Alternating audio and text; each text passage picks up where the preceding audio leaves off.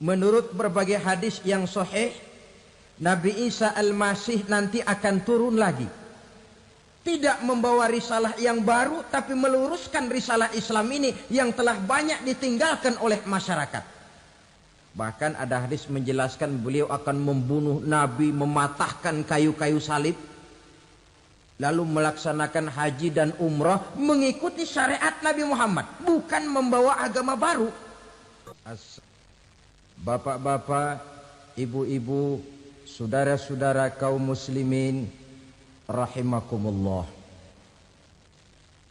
Pada pertemuan yang lalu sudah saya jelaskan bahwa hidup selalu berakhir dengan kematian. Apabila datang kematian menimpa seseorang, datanglah kiamat baginya. Itu yang disebut dengan kiamat kecil. Hakikatnya mati adalah perpindahan dari kehidupan di dunia ini menuju kehidupan di alam barzakh. Menunggu kita di alam barzakh sampai datangnya saat kiamat. Entah 10 tahun, entah 100 tahun, entah 1000 tahun, hanya Allah saja yang maha tahu. Adapun orang-orang beriman yang melakukan amal kebajikan dalam kehidupan di dunia ini, masa penantian yang lama di alam barzakh buat mereka sebentar saja. Tetapi bagi orang-orang kafir yang ingkar, yang tidak beriman kepada Allah, yang hidup di dunia cuma menumpuk-numpuk dosa, tentu penantian di alam barzakh akan merupakan waktu yang sangat lama. Bukankah dalam kehidupan kita waktu itu memang relatif? Contoh misalnya, bagi pemuda-pemudi yang sedang duduk asyik memadu cinta, waktu 4-5 jam saja rasanya cuma 4-5 menit. Tenggelam oleh keasikan. Tapi buat orang yang berbaring di rumah sakit, meratap di balik-balik apa itu tembok derita kata lagu, di balik dinding-dinding penjara, sehari bagai seminggu, seminggu rasa sebulan, sebulan boleh jadi rasa setahun. Penantian yang sangat lama. Kapan kiamat itu akan datang? Ini rahasia Allah. Jangankan kita yang orang awam, baginda Nabi sendiri tidak diberitahu oleh Allah kapan kiamat itu akan terjadi. Tetapi sungguh pun demikian, banyak hadis-hadis yang menjelaskan ciri atau tanda-tanda datangnya kiamat. Nah, kalau sudah bicara soal tanda, tanda kiamat itu ada 2. Pertama yang disebut alamatus sughra, tanda-tanda kecil. Ini waktunya masih ada tenggang. Ada yang dinamakan alamatul kubra, tanda-tanda besar. Artinya kiamat sudah diambang pintu. Apa tanda-tanda kecil dari datangnya hari kiamat itu? Misalnya kata Nabi, apabila ilmu sudah diangkat oleh Allah.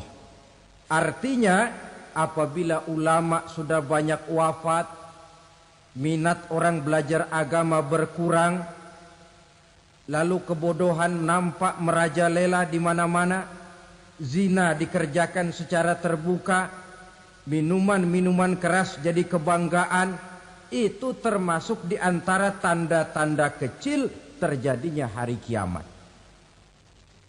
Apalagi misalnya iza waladatil ammatu rabbataha, apabila budak sudah melahirkan tuan. Apa maksudnya? Ada yang mentafsirkan apabila anak sudah bisa membudaki orang tuanya.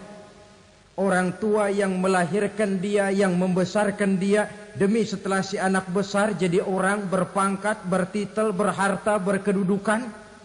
Jadilah orang tua itu budaknya. Sehingga sering dibilang kalau orang tua kaya, anak jadi raja. Tapi kalau anak yang kaya, orang tua sering jadi budak. Apalagi munculnya fitnah yang bergelombang, timbul perang antara dua bangsa yang besar, waktu berjalan terasa sangat pendek sekali. Itu merupakan tanda di antara tanda-tanda kiamat. Termasuk di dalamnya sulit membedakan mana laki, mana perempuan. Kan kalau tanda-tanda kayak begini sekarang sudah banyak kita lihat kan? Ulama banyak wafat, penggantinya sulit. Zina dikerjakan berterang-terangan, minuman keras jadi kebanggaan. Banyak anak membudaki orang tuanya, sulit membedakan mana laki, mana perempuan. Kadang-kadang dari belakang kita lihat perempuan benar, begitu kita colek nengok jenggotan.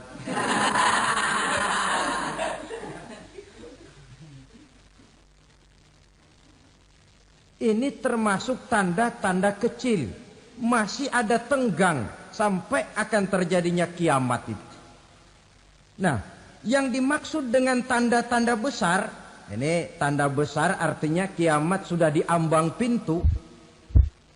Pertama, matahari terbit dari sebelah barat.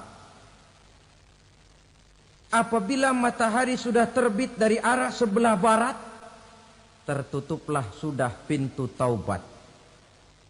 Bersabda Nabi kita, la taqumus sa'atu hatta tatlu'a syamsu min maghribiha. Tidak akan datang hari kiamat sampai matahari terbit dari arah sebelah barat. Fa iza tala'at, manakala matahari telah terbit dari arah sebelah barat, wara'ahan nasu, manusia banyak menyaksikan itu, amanu ajma'un, mereka pun lalu beriman. Yang tadinya kafir, yang tadinya ingkar, yang tadinya membangkang, setelah melihat matahari terbit dari sebelah barat, buru-buru beriman, berlomba-lomba mengucap dua kalimat syahadat. Tapi apa yang terjadi? Kata Nabi, wadzalika hina la yanfa'u nafsan imanuha lam takun amanat min qabl. Hari itu adalah hari yang iman sudah tidak berguna lagi bagi seseorang apabila sebelumnya memang dia tidak pernah beriman.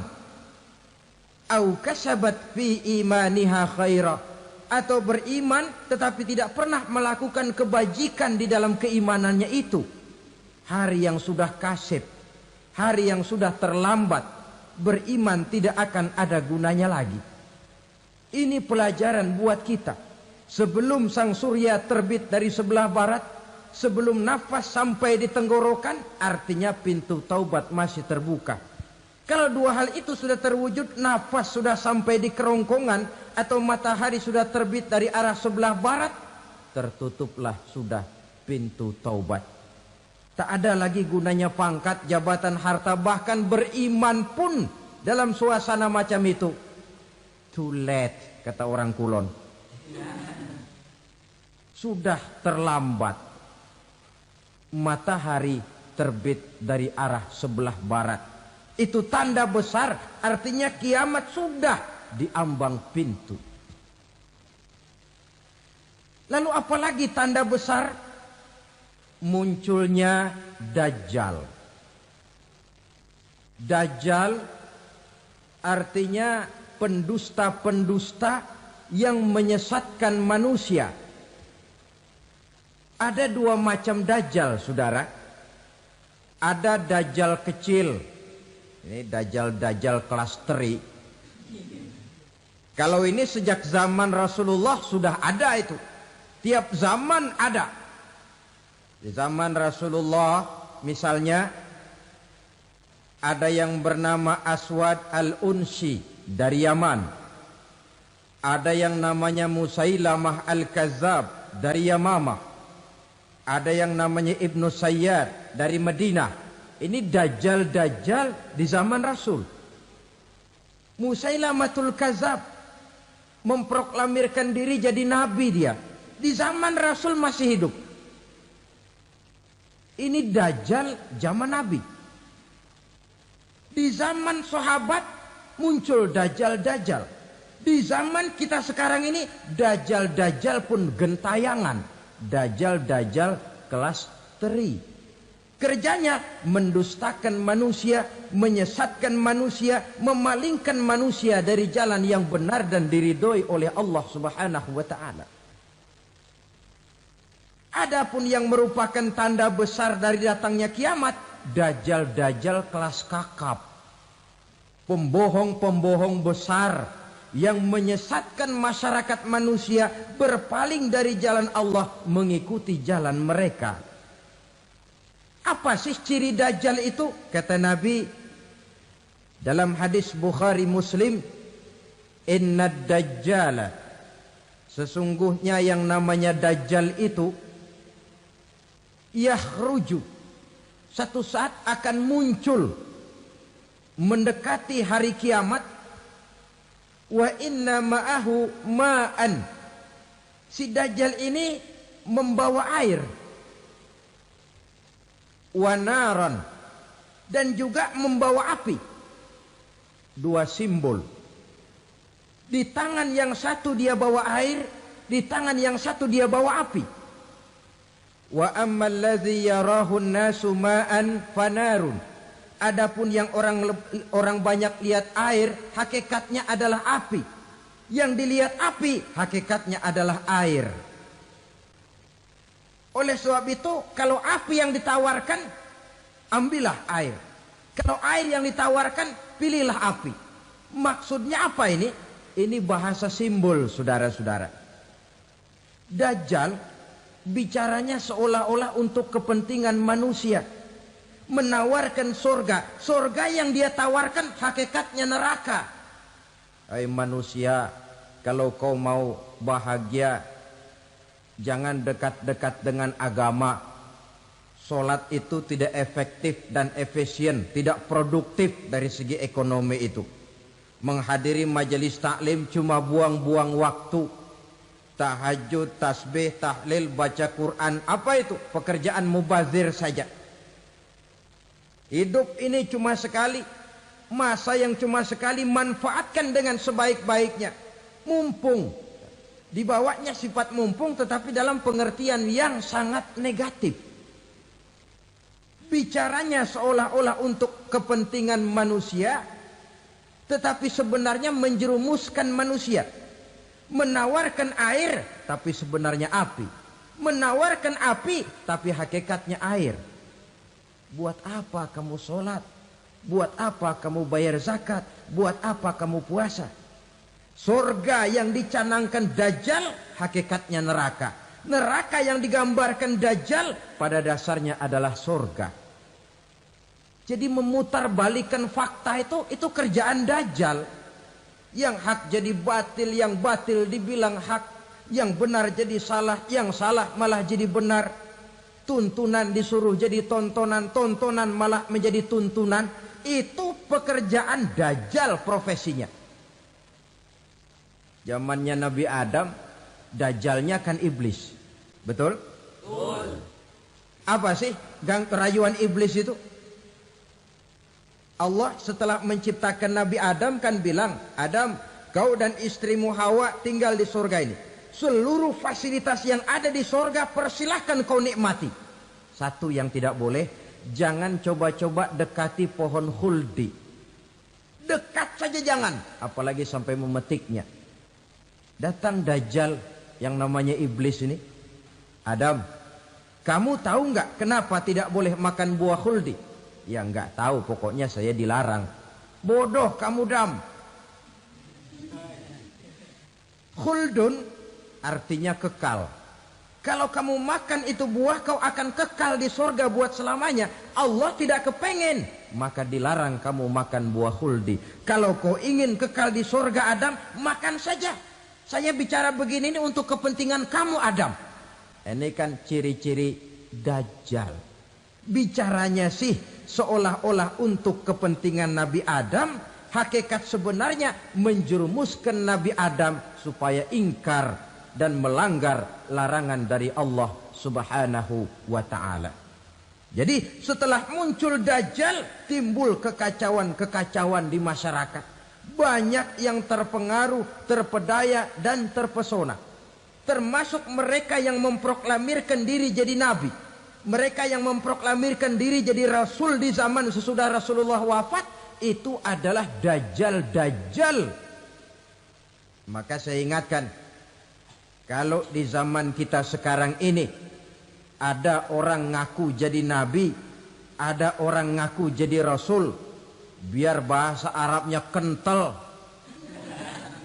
Quran hafal, hadis ribuan hadis hafal, biar pakai serban sampai menyengser ke tanah, bahasa Arabnya fasih, tapi dia mengaku jadi nabi, jadi rasul. Kita umat Islam wajib tidak percaya. Wajib untuk tidak percaya. Itulah Dajjal zaman kita sekarang ini. Tidak mustahil mereka datang mempengaruhi orang awam supaya berpaling dari Rasulullah, mengikuti mereka.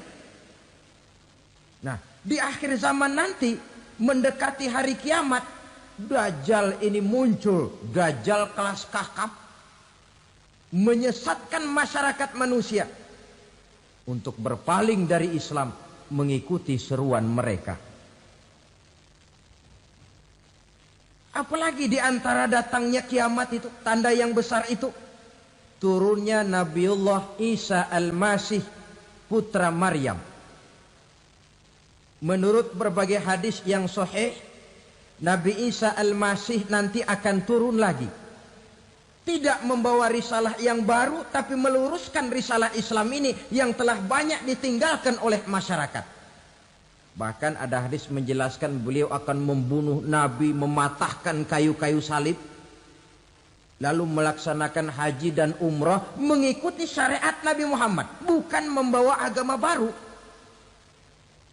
Menjadi semacam mujaddid, reformer, menyelamatkan manusia dari bisikan Dajjal. Bahkan ada riwayat yang menjelaskan bahwa Nabi Isa berhasil mengalahkan Dajjal, mengembalikan masyarakat manusia kembali kepada ajaran Islam yang datang dari Allah, dibawa oleh Rasulullah sallallahu alaihi wasallam.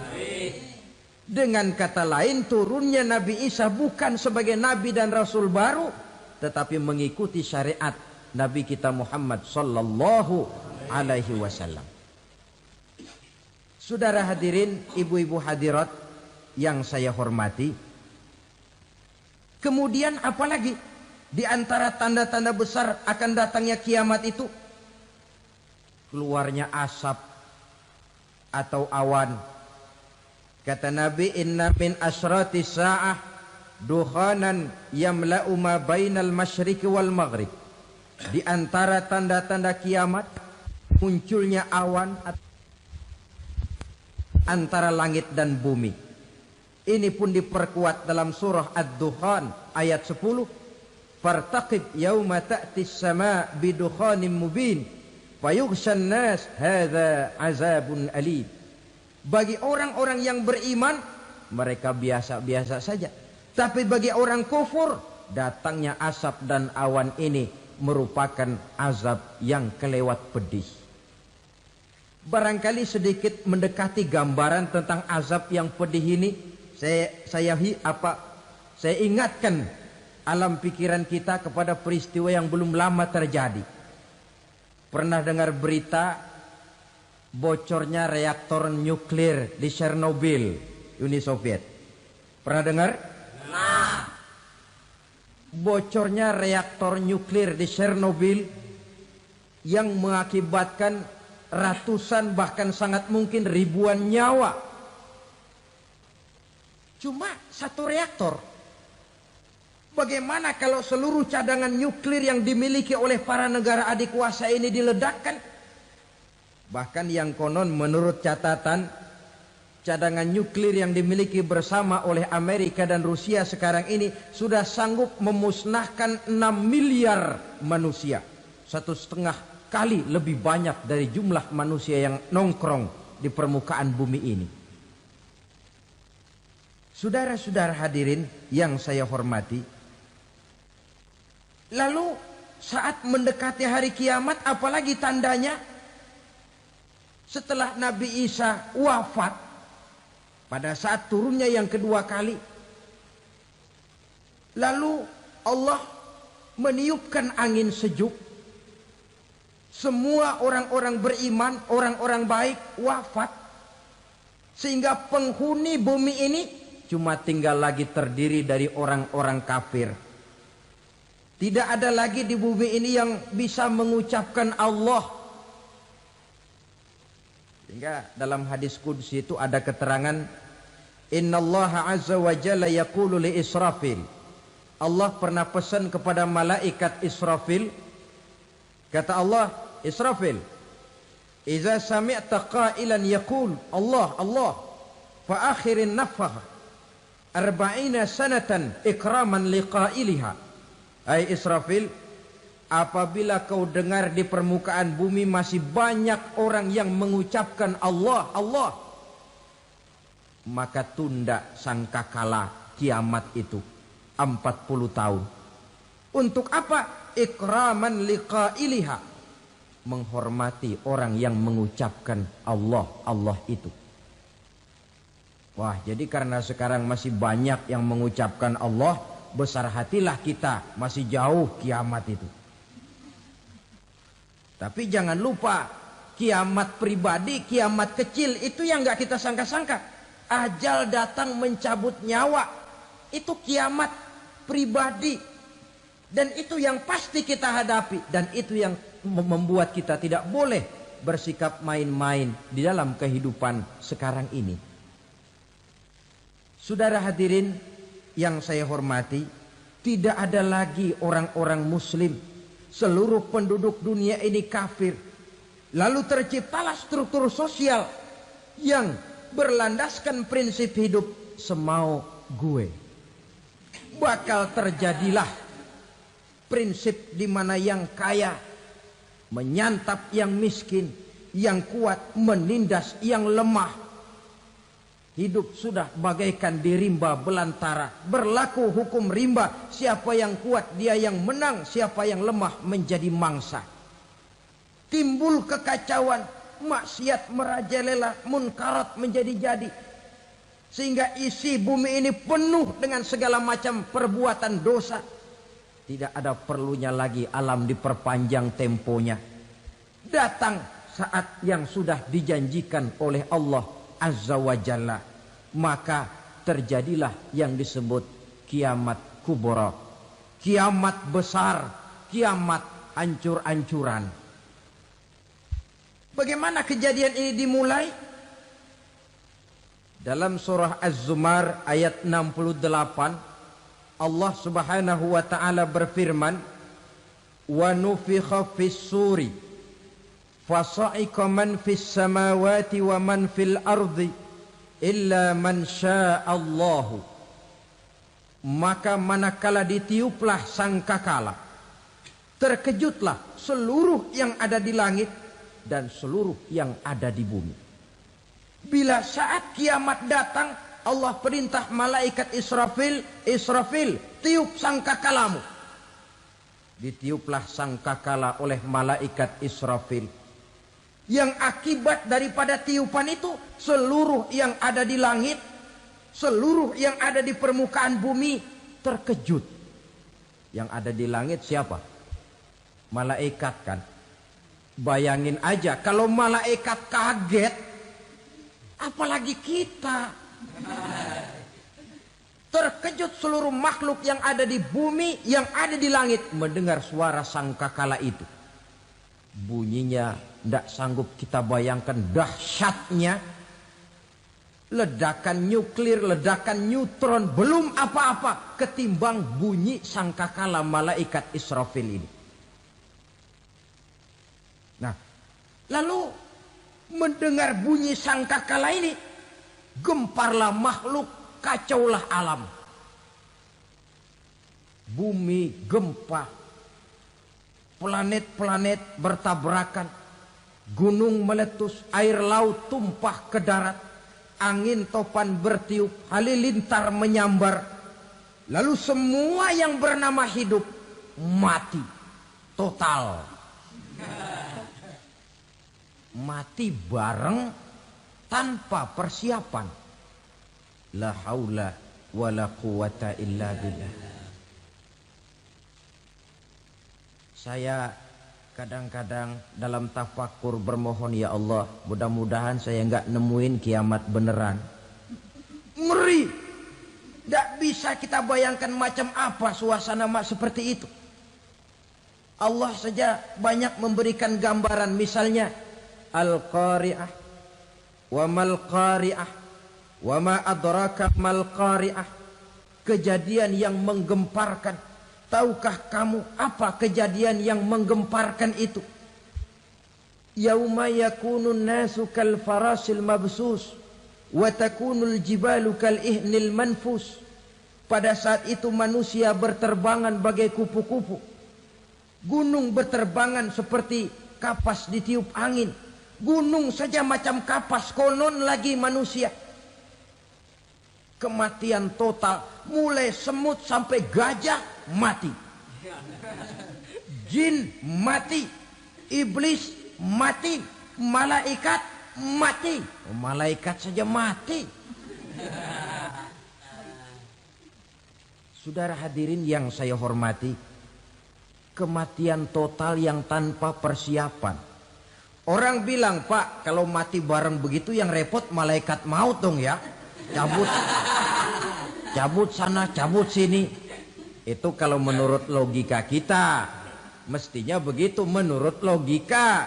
Tapi logika juga yang nggak perlu serepot itu. Sebab untuk mematikan listrik di wilayah DKI, di wilayah Jakarta, nggak perlu tiap rumah didatengin, matiin, ya lama. Cukup dari kantor pusatnya saja PLN tekan satu tombol, gelaplah seluruh Jakarta. Saudara hadirin yang saya hormati, kematian total. Lalu setelah kematian total, planet-planet juga mati, dalam arti tidak bergerak dan beredar. Angin mati, dalam arti tidak bertiup. Air mati, dalam arti tidak ada riak gelombang. Pokoknya semua mati. Kullu nafsin za'iqatul maut, semua yang bernafas mati. Dalam ayat lain, kullu man 'alaiha fan, semua yang ada di permukaan bumi fana. Yang kekal cuma Allah Subhanahu wa ta'ala. Yang paling belakang mati malaikat maut dan malaikat Israfil. Tapi mati juga sesuai dengan janji Allah. 40 lamanya. Tidak dijelaskan oleh Abi Hurairah 40 jam, apa 40 hari, apa 40 tahun. Hadis-hadis cuma menyebutkan 40 saja. Sunyi alam. Yang tinggal cuma Allah saja lagi. Ketika itu Allah berseru-seru, katanya, limanil mulkul yauma. Siapa para penguasa hari ini?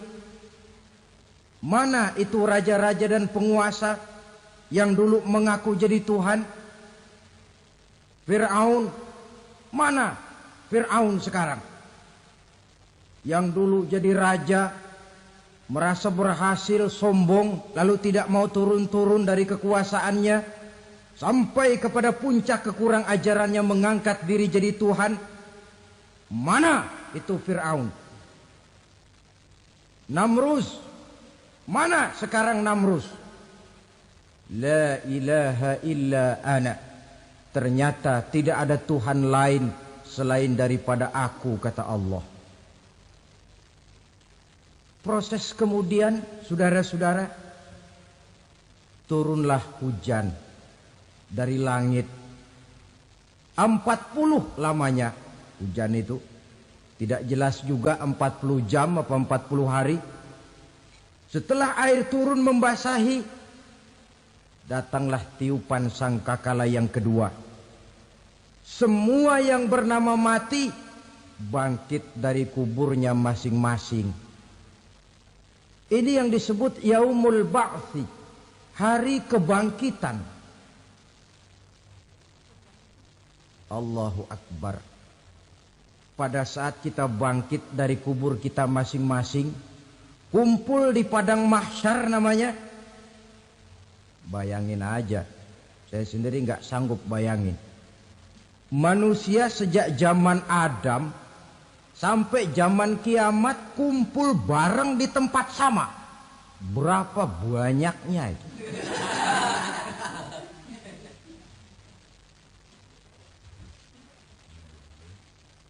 Dan yang luar biasa menurut satu riwayat, pada saat bangkit itu, Masya Allah, roman muka kita berubah. Disesuaikan dengan amalan kita waktu di dunia ini. Barang siapa yang waktu di dunia amalannya itu amalan tikus,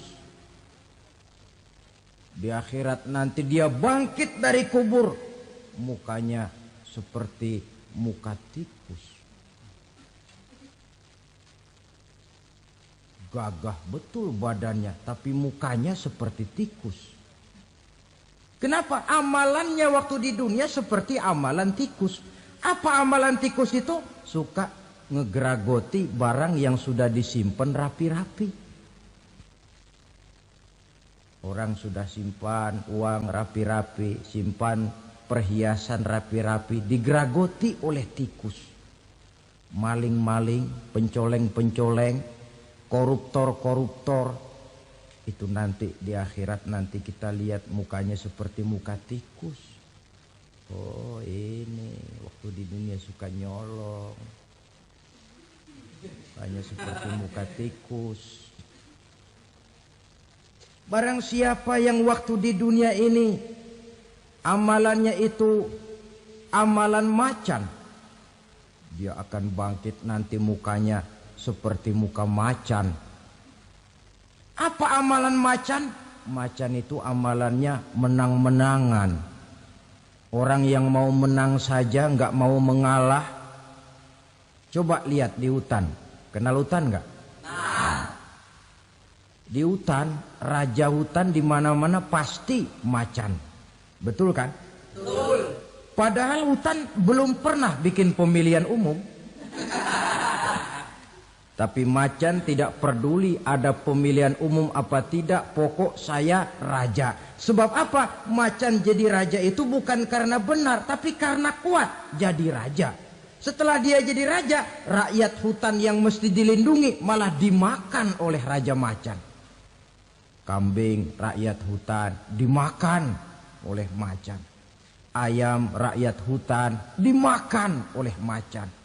Itu nanti kita lihat di akhirat itu mukanya seperti muka macan, gagah betul. Lalu barang siapa yang di dunia ini amalannya itu seperti amalan anjing, nanti dia punya muka seperti muka anjing. Apa amalan anjing? Pertama, anjing itu kalau disuruh jaga rumah, dia tidak bisa membedakan mana maling, mana tamu. Biar yang datang maling, kalau bawa tulang, anjing kalem. Yang kedua, anjing itu akan setia kepada siapa saja yang memberinya roti. Siapa yang memberinya roti, itulah majikannya. Apa kata majikannya, pasti dia laksanakan. Soal benar atau salah dia tidak peduli. Setelah anjing dapat roti, dia tidak punya pilihan lain kecuali bilang, abdi mah kumaha juragan wae ayeuna mah.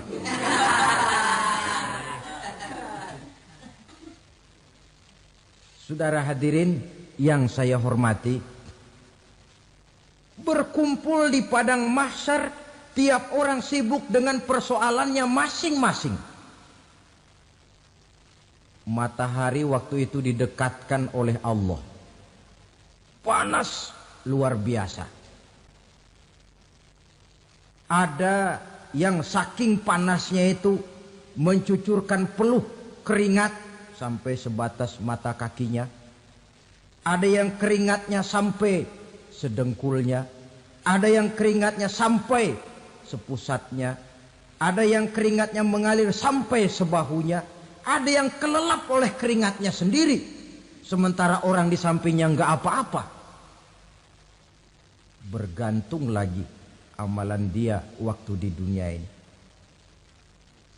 Saudara-saudara, sebagian orang dalam kepanikan padang mahsyar berombong-rombong datang mereka menghadap Nabi Adam. Ya Adam, anta abal bashar. Hai Adam, Tuhan adalah bapak moyang manusia. Kami sebentar lagi akan disidang, dimintakan pertanggungan jawab. Tolonglah kami, hai Adam. Kata Nabi Adam, jangankan nolongin sampean, saya sendiri tanggung jawab di hadapan Allah ketika dulu tidak boleh makan khuldi, saya serobot. Sudahlah, urus diri masing-masing saja, nafsi. Begitu kata Nabi Nuh, begitu kata Nabi Ibrahim. Tiap orang bertanggung jawab sendiri-sendiri. Ketika itulah saudara-saudara, nikmatnya menjadi umat Nabi besar Muhammad sallallahu alaihi wasallam. Sebab apa? Walaupun menurut abjad kita ini umat paling belakang, kan paling belakang kita ini toh, karena Nabi Muhammad adalah Nabi akhir. Tapi akan dihisap lebih dulu, lewat di atas sirat lebih dulu, masuk surga lebih dahulu ketimbang umat-umat belakangan. Ketika Rasul mendekati ajal, beliau tanyakan itu kepada malaikat Jibril. Malaikat Jibril berkata, Muhammad jangan khawatir, Allah sudah berjanji, inni haramtul jannata ala sairil anbiya hatta tadkhulaha anta. Wa haramtuha ala sairil umami hatta tadkhulaha ummatuka. Surga aku haramkan buat seluruh nabi kecuali kalau engkau Muhammad sudah masuk ke dalamnya. Dan surga aku haramkan buat seluruh umat kecuali kalau umatmu Muhammad sudah masuk ke dalamnya. Logikanya, walaupun menurut abjad kita umat paling belakang, bakal dihisap paling dulu, lewat di atas sirat paling dulu, masuk surga paling dulu, kalau mampir ke neraka juga paling dulu. Ya resiko. Jangan mau enaknya aja paling dulu. Saudara hadirin yang saya hormati, setelah masa kebangkitan itu jangan dikira begitu bangkit langsung diperiksa. Masih menunggu menanti ribuan tahun perhitungan padang mahsyar untuk sampai kepada proses yang disebut yaumul hisab, hari perhitungan. Seorang demi seorang bakal dipanggil. Bayangkan saja, kita se-RT saja di absen, kadang-kadang perlu waktu lama. Ini manusia sejak zaman Nabi Adam sampai datang hari kiamat, satu demi satu disidang di hadapan Qadhi Rabbul Jalil. Status sosial copot sudah waktu itu. Yang pernah jadi hartawan di situ tidak lagi kelihatan kehartawanannya. Yang pernah jadi jenderal tidak lagi dipanggil jenderalnya. Yang ustadz tidak lagi dipanggil al-mukarramnya. Seluruh status sosial selesai. Dipanggillah kita seorang demi seorang menghadap Qadhi Rabbul Jalil. Bagaimana proses penghisaban itu? Pertama proses tanya jawab.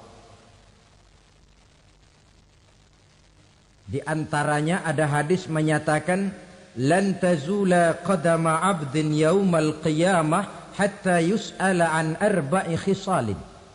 Besok di hari kiamat tidak akan bergeser telapak kaki seorang hamba sampai dia ditanya lebih dulu tentang 4 persoalan. Tentang ilmunya. Kemana ilmu itu diamalkan? Tentang umurnya. Di mana umur itu dihabiskan? Tentang masa mudanya. Kemana masa muda itu dipakai? tentang hartanya, dari mana harta itu didapat dan kemana harta itu dibelanjakan. Ini termasuk proses tanya jawab. Jadi kalau istilah pengadilan dunia, nama Fulan bin Fulan. Kamu waktu di dunia diberikan umur panjang untuk apa? Pernah mengalami masa muda, kemana kau habiskan masa remajamu? Kau diamanahkan ilmu, dengan apa ilmumu kau amalkan? Kau diberikan harta, dari mana harta kau dapat, kemana kau belanjakan? Tak seorang pun yang bisa mungkir. Sebab apa? Dikala itu yang menjadi saksi bukan orang. Yang menjadi saksi adalah seluruh anggota badan kita. Tangan bicara, kaki jadi saksi terhadap seluruh amalan yang pernah kita kerjakan pada saat kehidupan di alam dunia ini. Selesai proses tanya jawab, lalu diperlihatkan buku catatan kita waktu hidup di dunia ini. Jangan lupa Allah itu menyiapkan 2 superkomputer kepada kita. Sebelah ditempelin sebelah kanan, yang sebelah tempelin di sebelah kiri. Komputer itu namanya Raqib dan Atid. 2 malaikat yang apabila baik kita lakukan, refleks saja akan menulis kebajikan kita. Jahat kita kerjakan, akan tertulis. Catatan itu nanti diperlihatkan kepada kita.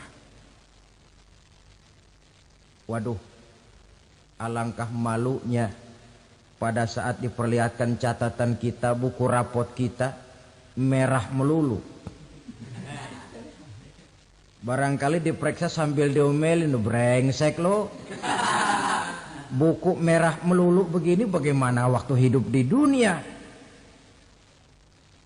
Tidak cukup diperlihatkan buku catatan kehidupan, rekaman kehidupan. Rekaman kehidupan kita secara utuh sejak terlahir sampai ajal datang merenggut nyawa.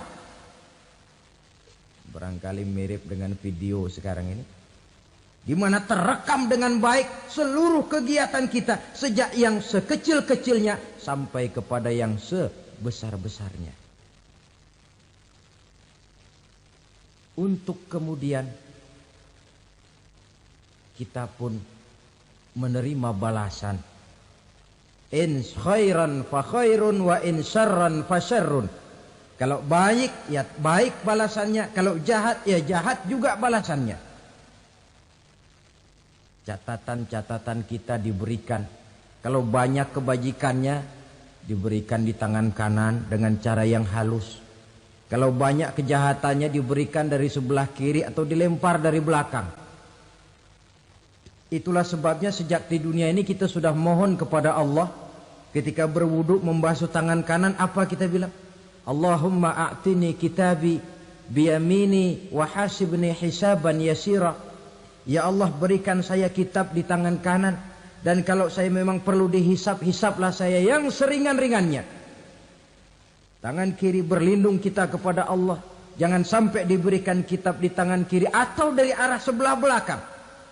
Wa a'udzubika an tu'tiya kitabi bishimali aw min wara'i zuhri. Dari arah sebelah belakang. Na'udzubillah min dzalik. Setelah selesai lewat proses penghisaban, lewat mizan, timbangan, maka yang sudah selesai dihisab itu bergeraklah menuju sirat, jembatan yang terbentang menuju surga melalui neraka. Saudara-saudara, panjangnya perjalanan sirat itu memakan waktu ratusan tahun. Tetapi orang yang lewat di atas sirat pun macam-macam, bergantung amalannya ketika di dunia ini. Ada yang lewat di atas sirat itu kal barkil khatib, seperti kilat yang menyambar, lep, sudah sampai dia di surga. Cepat bukan main. Ada yang lewat di atas sirat itu seperti orang lari-lari. Ada yang lewat di atas sirat itu seperti orang jalan biasa. Ada yang sambil merangkak, ada yang sambil ngesor, ada yang sambil gelayutan, ada yang selamat sampai ke ujung ke surga, ada yang tergelincir jatuh masuk ke dalam neraka, bergantung amalannya dalam kehidupan di dunia sekarang ini. Tiap kita akan melewati yang namanya sirat ini. Saudara-saudara kaum muslimin yang saya hormati, dengan demikian mereka yang selamat melalui sirat sampai ke terminal akhir surga, mereka yang ketika dihisab ternyata banyak kejahatannya daripada kebaikannya, mereka singgah di dalam neraka. Nah, adapun orang-orang yang beriman menurut ayat Quran dan hadis Nabi itu nanti ada bermacam-macam. Ada orang beriman itu yang dimasukkan surga. Ada orang beriman itu yang dimasukkan ke dalam surga. Ada orang beriman itu yang disebut penduduk surga. Kenapa lain-lain, Pak? Karena waktu di dunia amalannya juga lain-lain. Ada orang beriman yang masuk surga. Ini paling murah tiketnya. Mau masuk surga? Kata Nabi begini, ma min abdin qala la ilaha illallah thumma mata ala dhalik illa dakhalal jannah.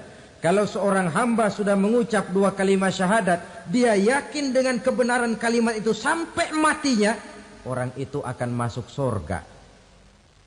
Abi Dzar yang waktu itu diajak bicara heran, ya Rasul kok gampang betul? Iya. Walaupun orang itu mencuri, iya. Walaupun orang itu berzina, iya. Biar dia mencuri, biar dia berzina, kalau dia sudah mengucap dua kalimat syahadat, dia yakin dengan kebenaran kalimat itu sampai matinya, itu orang akan masuk surga. Jadi masuk surga cukup dua kalimat syahadat, yakin sampai mati, masuk surga. Itu perkara masuk. Tapi kalau pertanyaannya diterusin, masuknya kapan, Pak? Nah, ini lain lagi urusannya. Sebab ada yang masuknya itu langsung, ada yang mampir dulu. Di sana tempat cuma dua, kalau tidak surga, neraka. Mau ke surga tapi mampir dulu, yang mampirnya jelas di neraka. Kenapa? Dalam hadis qudsi ada riwayat, nanti itu di akhirat, setelah Allah selesai mengatur penduduk surga masuk surga, yang neraka masuk neraka, Allah berkata kepada malaikat Malik, malaikat Malik, labaik ya Allah. Itu bajingan-bajingan tengik, manusia-manusia durjana yang waktu di dunia tidak mau sujud, jauh dari ulama, gemar melakukan yang munkarat dan maksiat, hidup di tengah masyarakat selalu jadi bibit keonaran, kufur, sudah masuk neraka semua. Sudah ya Allah. Nah, kalau sudah, coba sekarang kamu masuk, Malik.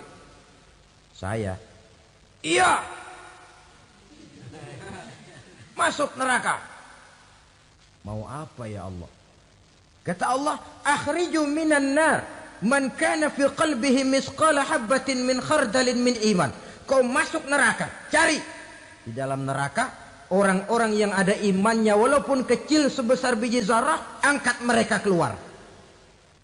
Masuk malaikat Malik ke neraka, cari orang yang ada imannya, korek-korek. Ya repot, udah pada gosong.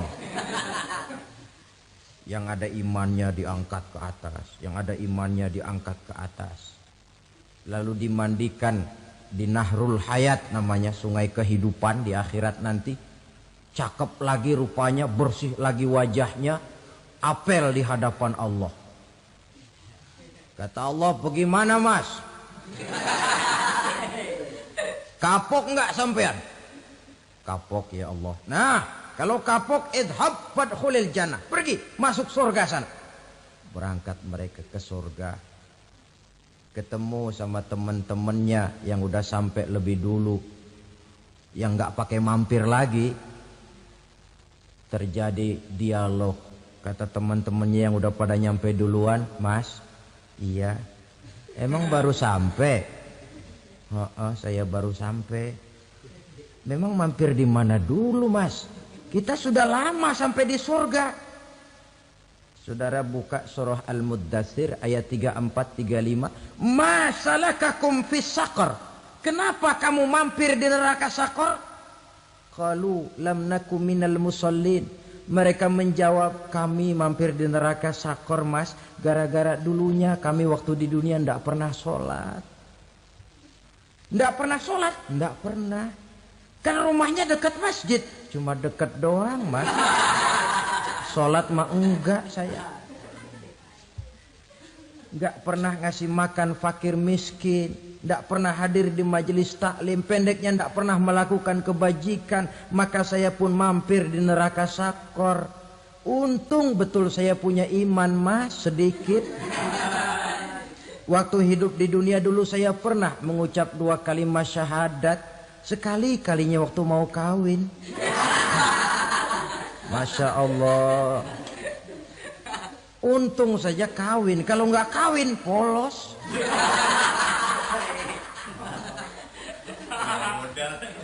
Itu juga pengulu sudah setengah mati ngajarin. Asyhadu alla, asyaduaan, asyaduaan.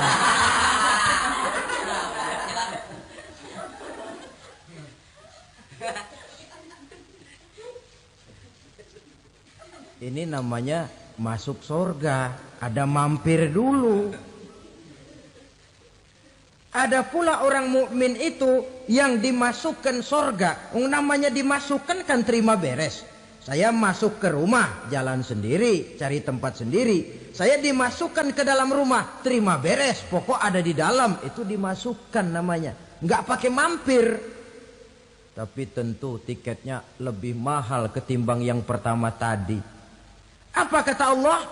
Innal ladzina amanu wa amilus salihat la ukaffiranna anhum sayyi'atihim wa la udkhilannahum jannah. Sesungguhnya orang-orang yang beriman kemudian beramal soleh, kami hapuskan segala dosa dan kesalahannya, kami masukkan mereka ke dalam surga. Lihat ayatnya, Allah yang memasukkan, kita yang dimasukkan. Tidak pakai transit, tidak usah mampir.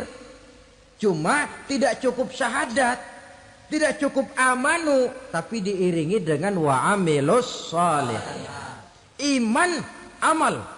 Tidak cukup syahadat, lalu dibuktikan dia sholat, dia zakat, puasa, lalu dia melakukan berbagai macam kebajikan. Ini yang menyebabkan dia tidak pakai mampir di tempat yang bernama Saqar. Lalu ada pula orang mukmin itu yang disebut penduduk surga. Wah, ini sudah VIP ini. Ashabul jannah, penduduk surga. Siapa mereka? Kata Allah, innal ladzina amanu summa istaqamu fala khaufun 'alaihim wa la hum yahzanun ulaika ashabul jannah hum fiha khalidun. Sesungguhnya orang-orang yang beriman lalu istiqamah, tetap dalam melaksanakan perintah Allah, tidak goyah, tidak labil tapi stabil, istiqamah, mereka tidak takut dan tidak bersedih hati. Merekalah penduduk surga. Iman, istiqamah. Tidak punya duit, sembayang. Banyak duit, sembayang. Miskin, sembayang. Kaya, tetap sembayang. Istiqamah. Kadang orang kalau susah, rajin ke masjid. Banyak duitnya, ngelihat masjid melengos. Waktu miskin hamba Allah, setelah kaya jadi hamba harta. Bergeser, tidak ada nilai istiqomahnya. Saudara-saudara, dengan begitu penduduk neraka itu dua. Ada penduduk permanen, ada penduduk yang semi permanen. Yang semi permanen orang-orang beriman yang mempunyai dosa besar. Mereka masuk ke neraka untuk menerima azab sesuai dengan dosanya. Bila selesai masa azab itu, mereka akan diangkat untuk ditempatkan kembali ke dalam surganya Allah Subhanahu wa ta'ala. Nah, dikala itulah saudara-saudara, ada yang disebut syafaat dari Rasulullah Sallallahu Alaihi Wasallam.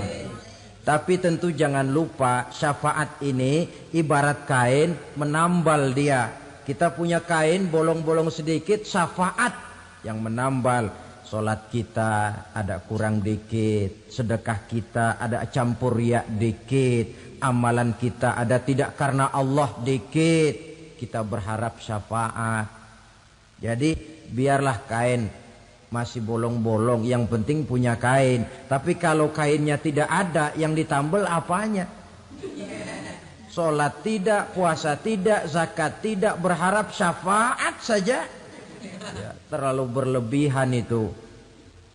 Saudara hadirin yang saya hormati, apabila selesai proses penghisaban, proses penghitungan, maka dikala itulah manusia terbagi dalam dua kelompok besar.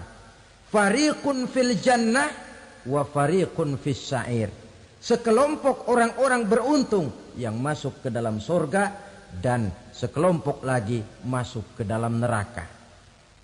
Akan memakan waktu untuk menceritakan sifat surga dan neraka, tapi insya Allah pada kesempatan pertemuan lain saya sampaikan. Namun sebagai gambaran umum cukuplah saya sampaikan sebuah hadis qudsi. Allah jelaskan, a'dadtu li'ibadiyas salihin ma la 'ainun ra'at wa la uzunun sami'at wa la khatara fi qalbil bashar. Aku sediakan buat hamba-hambaku yang soleh, yang tidak pernah terlihat oleh mata, tidak pernah terdengar oleh telinga, dan belum pernah terdetik dalam hati manusia. Jadi kenikmatan surga belum pernah dilihat mata, belum pernah didengar telinga, belum pernah terdetik dalam hati. Pedihnya azab neraka belum pernah terlihat mata, belum pernah terdengar telinga, belum pernah terdetik dalam hati.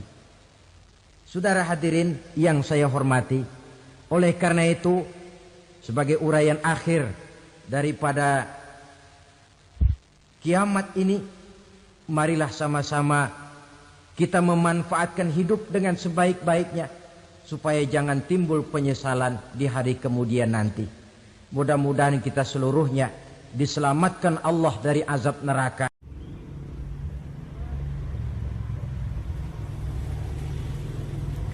Sudah pagi hari.